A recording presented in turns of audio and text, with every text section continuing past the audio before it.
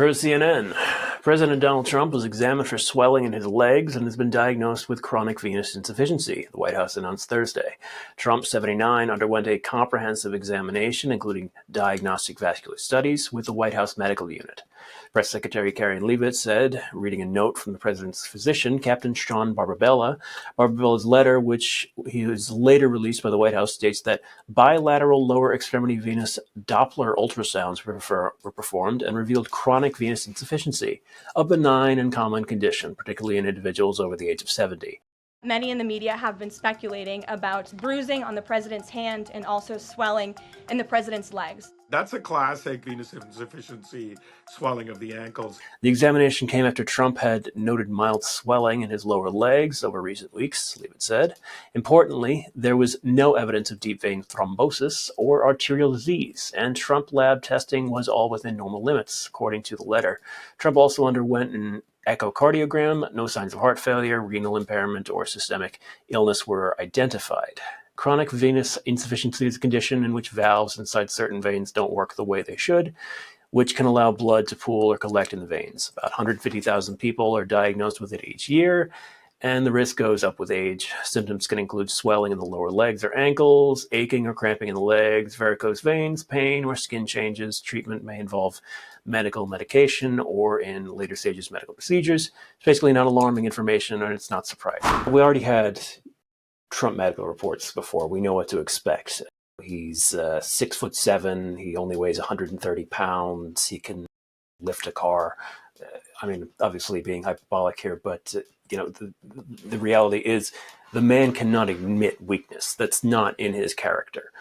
So why now are we having a report of him with a mildly benign condition? Why would they let that out? Why would he admit fault or, even just the slightest flaw? Well, might have something to do with some of the other stories we're getting this week.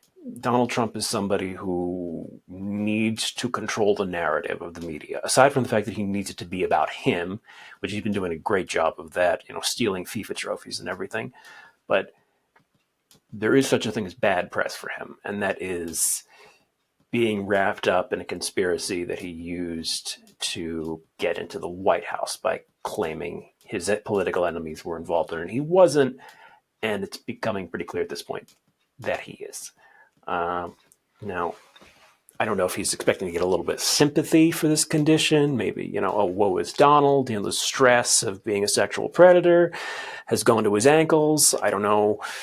Maybe it's just he thinks a huge amount of extra information. I mean, I'm sure we're going to see other stories come out. He released a bill on crypto recently. There's still Alligator Alcatraz that's going on. There's any number of things, but he can't seem to control the narrative on the Epstein files. And I guess he's trying something new, which is, again, admitting a fault, or at least not even a fault. It's a totally benign condition. The idea that this would be news under any other presidency. Actually, that would be fairly normal. This would be news under a normal presidency, but that's not what we have right now. We got a president who's wrapped up with someone who's been accused or, was guilty of trafficking women, and he turns out he might be his best buddy.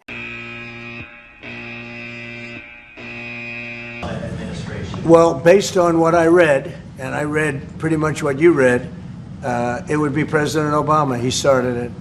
And Biden was there with him, and Comey was there, and Clapper. The whole group was there. Brennan, they were all there in a room. Right here, this was the room. This is much more beautiful than it was then, but that's okay. I have nice pictures up. They came out of the vaults. They were in there for 100 years. This is much more beautiful. We have the Declaration of Independence now in the room, which wasn't here. I guess people didn't feel too good about putting it here, but I do. But you know what? If you look at those papers, they have them stone cold, and it was President Obama. It wasn't lots of people all over the place. It was them too.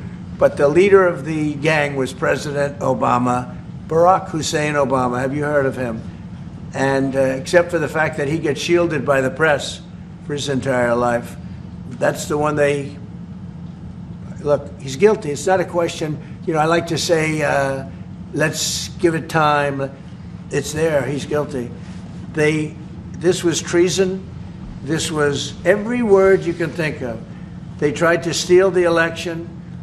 They tried to obfuscate the election. They did things that nobody's ever even imagined, even in other countries.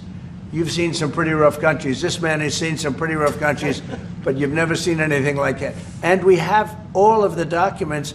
And from what Tulsi told me, she's got thousands of additional documents coming. So President Obama, it was his concept, his idea, but he also got it from crooked Hillary Clinton. Crooked is a $3 bill. Hillary Clinton and her group, the Democrats, spent $12 million to Christopher Steele to write up a report that was a total fake report. Took 2 years to figure that out, but it came out that it was a total fake report. It was made up fiction. I think it's a little late in the game to try to return to a sort of, presidential normalcy. I mean, he can try and giving out a couple medals, pardon a few turkeys or something like that, but this is not going to distract people from what is really going on right now. But hey, get well soon, Donald. Buy some bigger socks. Anyway, AT News, I'm Dave. In front of Chicago doors, you get free once you still get